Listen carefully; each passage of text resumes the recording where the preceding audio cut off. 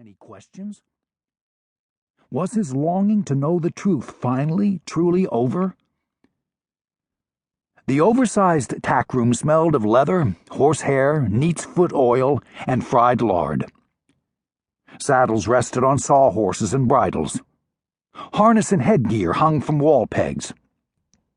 A cast-iron stove occupied the wall opposite the doorway, with its stovepipe piercing the wall through a tin vent hole. Two ladder-back chairs flanked the small wooden table, where Old Joe and Mr. Jordan ate their meals and enjoyed their evening ration of corn liquor, behind closed doors. What with Elizabethtown being a strict Baptist community that denounced, each and every Sunday, the partaking of distilled spirits. Boone pointed to one of the chairs at the table. "Have a seat, lad."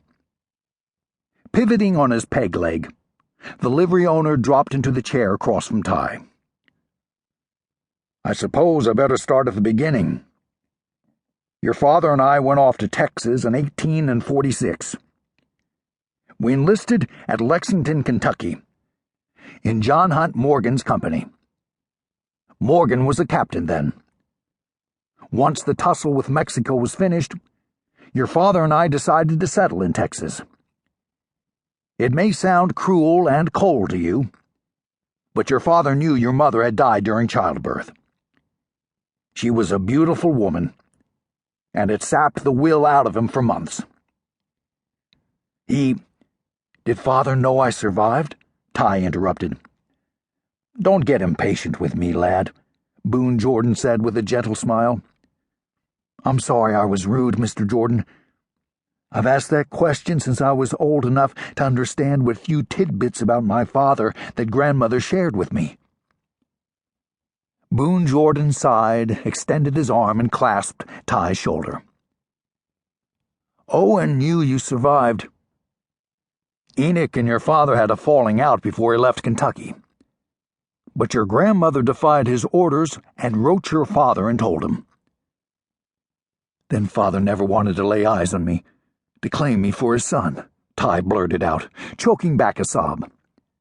"Hear me out, lad," Boone said. "Don't judge your father too harshly until you do, all right?" Ty nodded his head and bit his lip to make sure he remained silent. He might not like what he was about to be told, but he wouldn't bawl like a child and disgrace himself. He was nearly 17 years of age, too old to break into tears in front of Mr. Jordan. "Owen mourned your mother for years," Boone said. "He talked of returning to Kentucky. Then we joined the Rangers, so as not to starve, and we were soon chasing Comanche warriors over most of Texas. We were scouting on horseback nearly every waking hour. Years went by, and your father started talking of someday owning a ranch of his own. He hardly mentioned Kentucky, lad. I think so much time slipped away, your father was terribly embarrassed that he had ducked his fatherly duties." Boone leaned back in his chair. His gaze was fixed on Ty's face. There was also your grandfather to be dealt with if he came home. Now, Owen fears nothing. He saved my life when we were caught in that Comanche ambush at Blue Springs.